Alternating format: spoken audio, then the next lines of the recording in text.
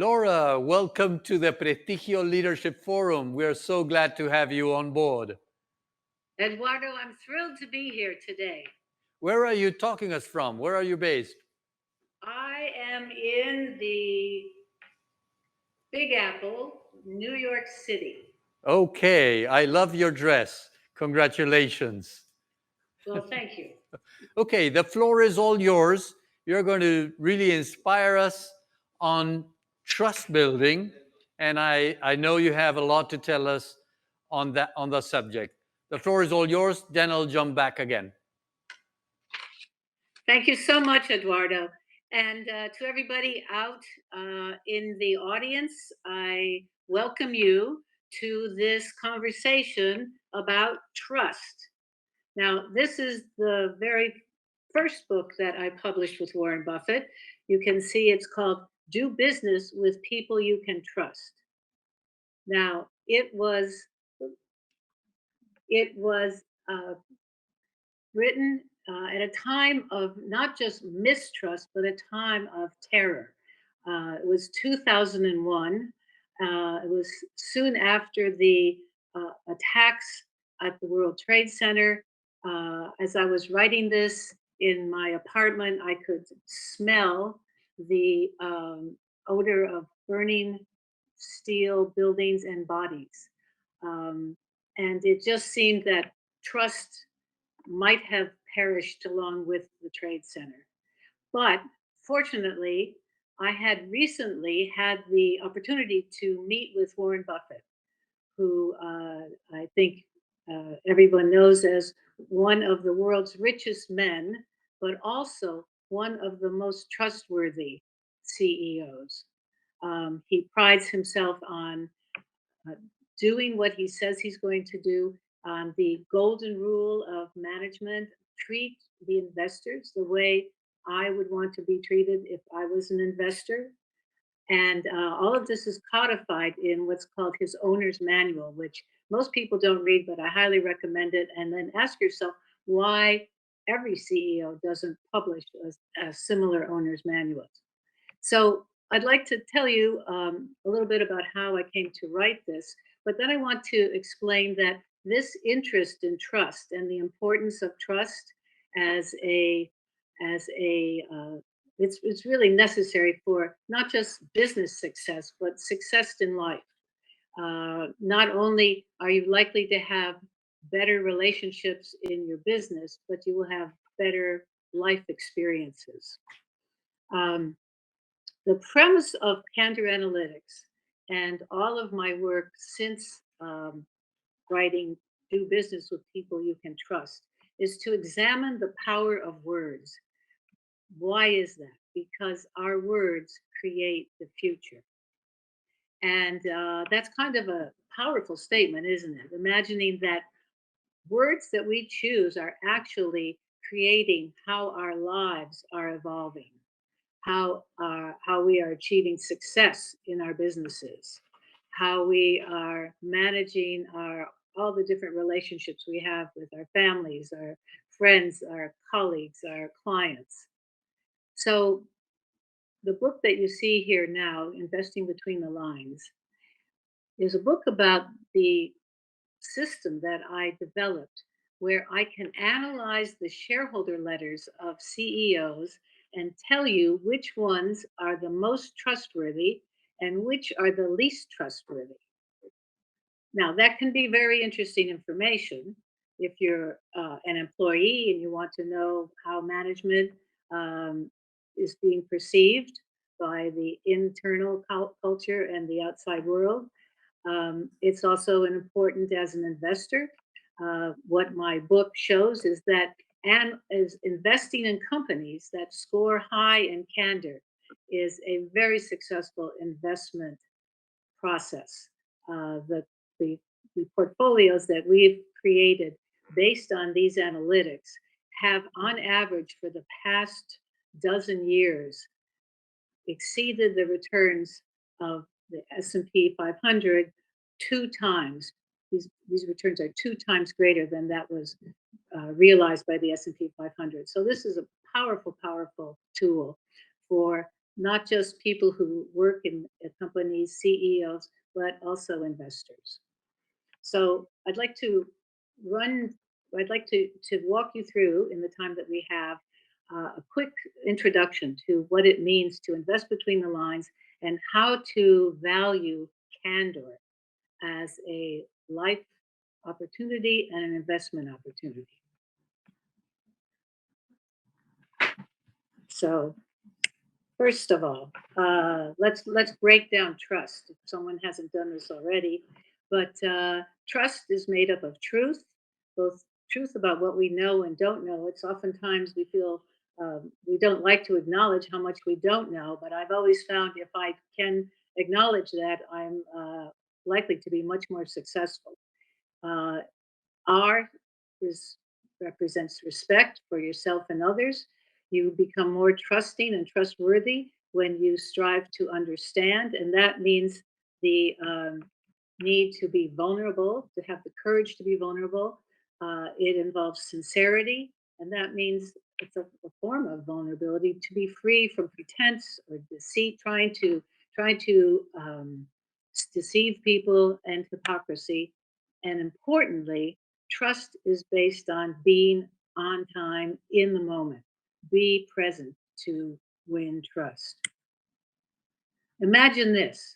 What if investors could use a financial linguistic technology that predicts which companies are most likely to under and overperform the market?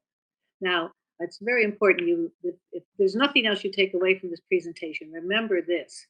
Investors tend to rely on numbers in their analyses more than words.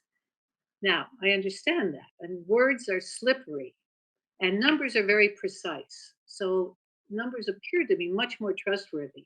But what happens is investors conflate precision of numbers with accuracy.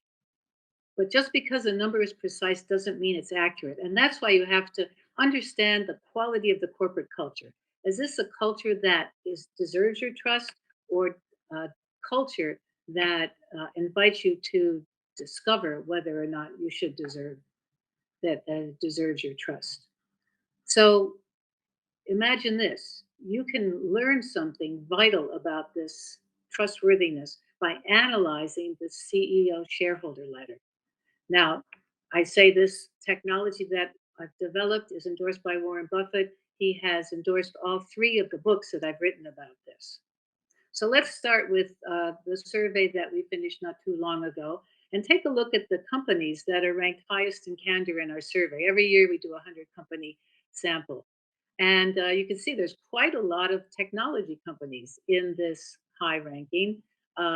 Square, AMD, Shopify, NVIDIA, Roku, Microsoft, uh, very prominent and successful technology companies. And when we look at the companies ranked lowest in FOG, you can see that these are manufacturing companies. Boeing, which has a litany of crises, has uh, scored at the bottom of our survey for many years. Um, Similarly, Wells Fargo, although they not long ago got new leadership, and that is changing. What we look for is something we call fog, um, fact efficient, obfuscating generalities. Um, Fog is negative candor. We'll talk more about that. So, what is candor? It is comes from the word candera, which means to shine, illuminate like a candle. Candera. It's the quality of being straightforward and honest in your attitude and your speech. And it's the ability, this is crucial, it gives you an ability to make judgments that are free from discrimination or dishonesty. So we find that candid executives report facts that are trustworthy, they run resilient companies, and they produce reliable results. So this is the second book that I wrote with Warren, and this was after the dot-com crash, the banking crash. Um, First one was the dot-com crash.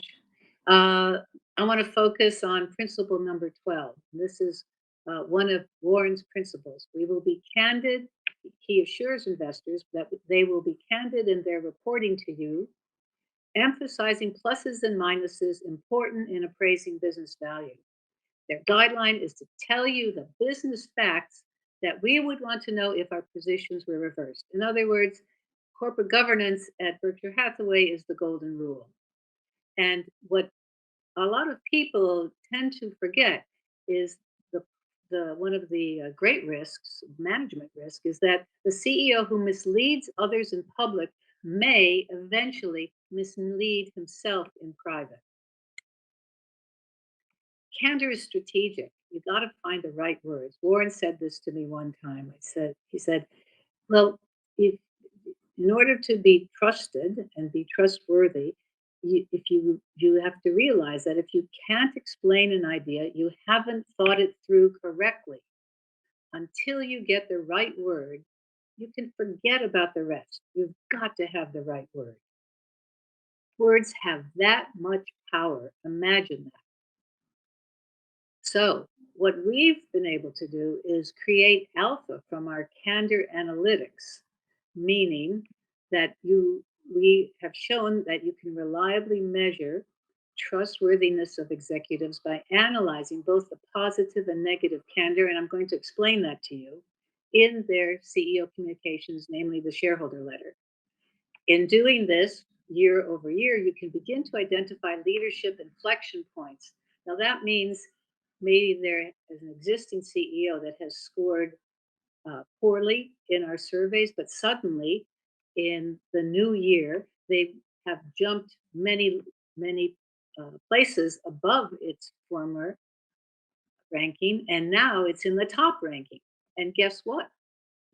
That is an indicator of increased share performance. We've seen this over and over again. And we'll show you in a few minutes how you can reliably predict a company's future operating and financial performance and their expected market value by analyzing candor. So here are the results that we've shown.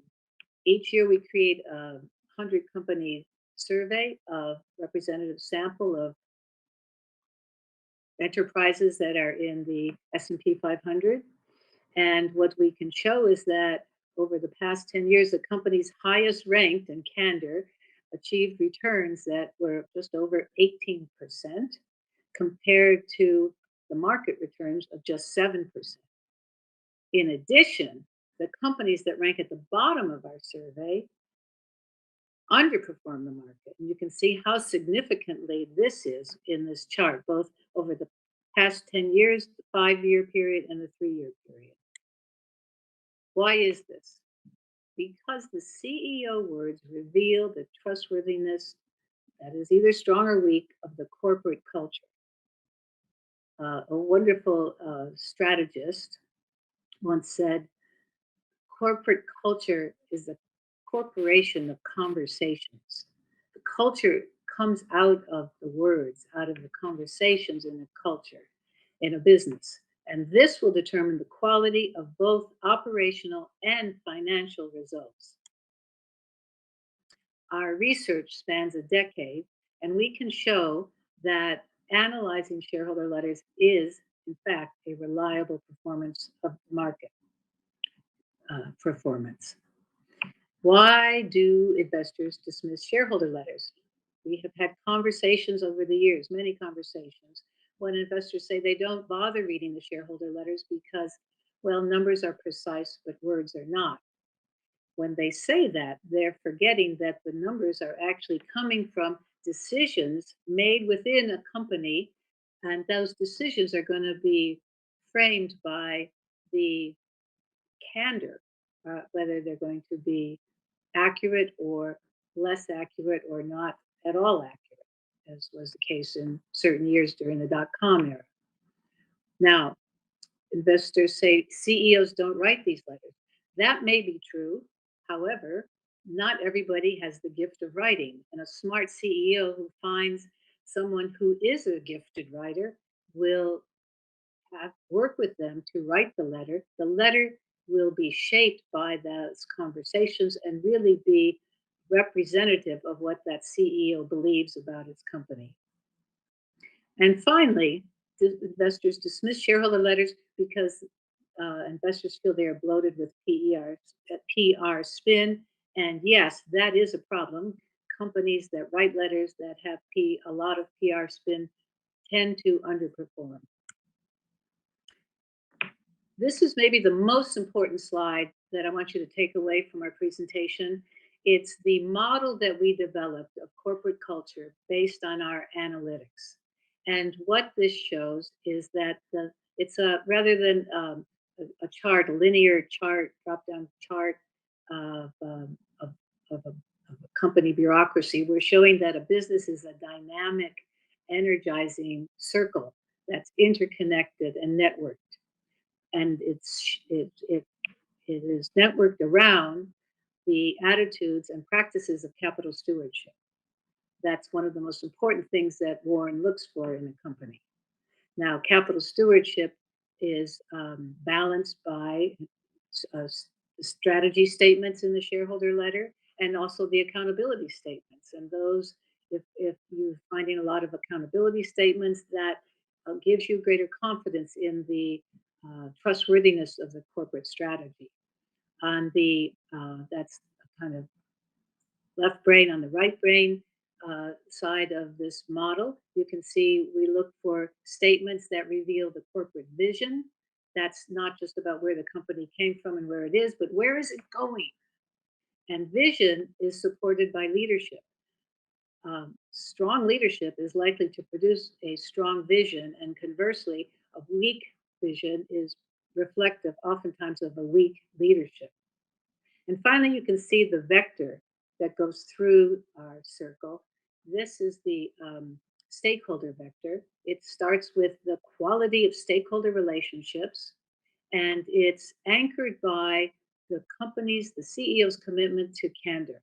The stronger that commitment to candor, the higher quality of those relationships, and the more balance that you'll see in all of the other categories in this model. So let's take a look at an example. Here's the technology company AMD, and on this chart you can see the light blue line is AMD's stock performance from 2010 to 2020, and also the dark blue line represents the rankings each one of those years. And you can see that in AMD had management early on from 2010 to 2013, where their stock performance did not do well, nor was their candor ranking strong. But then in 2013, CEO Lisa Su joined the company, and we immediately noticed a difference in her shareholder letter. It was, in fact, you can see the scoring took it from a rank near the bottom to a rank closer to the top. And in 2019-20, it received our top ranking. And you can see how that is correlated with their market performance. Here's a different way, a different representation to show you the cultural integrity of AMD. You can see that 29% of the communication was represented by FOG. It's strongest in its strategy.